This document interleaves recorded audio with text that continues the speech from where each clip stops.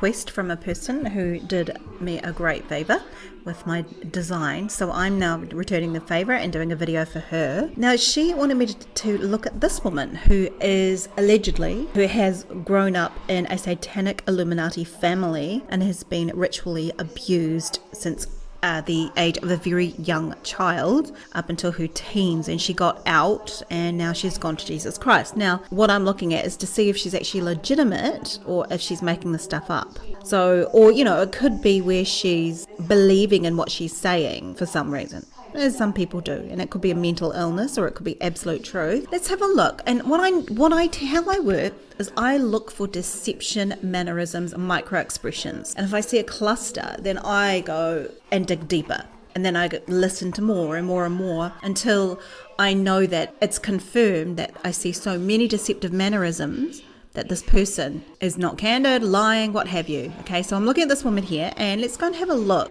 Submit to their ways. I had known Jesus. I saw him. I loved him. I worshipped him. And when, even at the tender age of 3, they told me I must bow down and worship Baal, and I refused, and I got beat. Refused to worship. I'm not really picking up a lot of deception right now, but I don't know her baseline, to be honest, so I can't really nail this to her. Often we close our eyes because we don't like something. We don't like people to see who we are if we're lying. We're remembering something we don't like. So this still could be congruent with this woman. And I would get severely beaten until I had to comply. There could be an element, at the moment I'm just saying, there could be an element of her liking the notoriety, the fame, the glory of telling a ridiculous story. And I know one other guru who's out there who has done this and has many tens of thousands, if not hundreds of thousands of followers out there who buy her stories, and she's a straight up liar. Each time I would end up complying because the beatings would not stop. The abuse would not stop. They would do such things as burn me with hot pokers, tie me to a wall, and rape me, beat me with whips.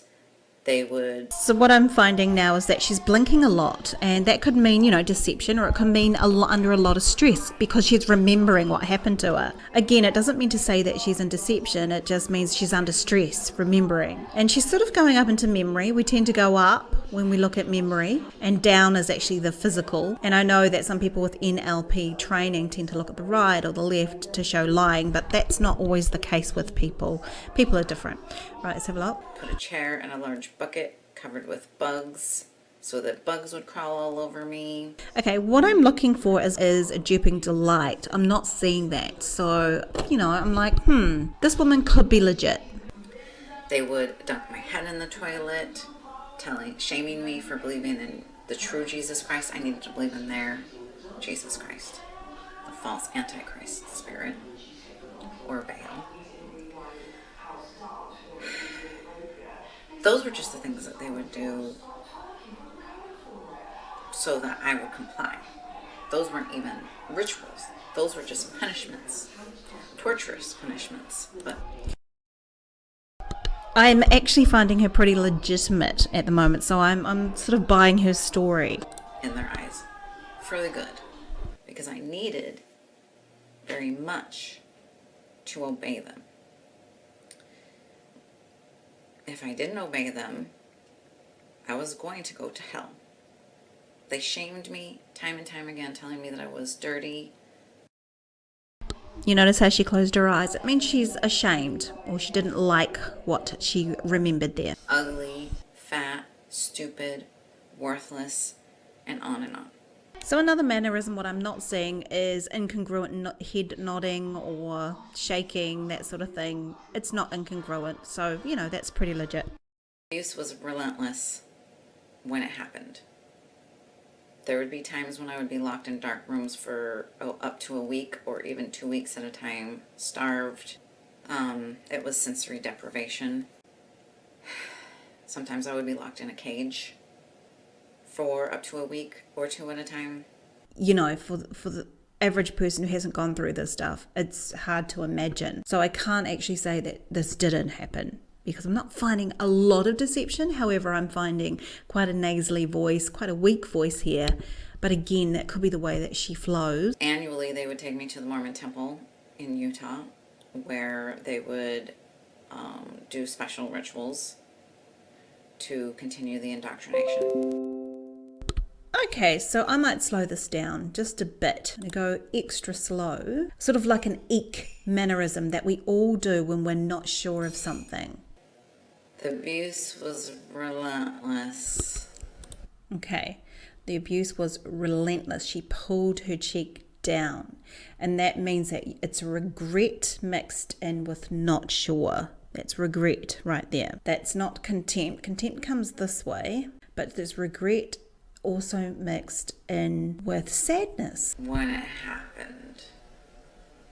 And she could have shaken her head there, saying that it happened even though it didn't happen, which again tells me it's pretty congruent.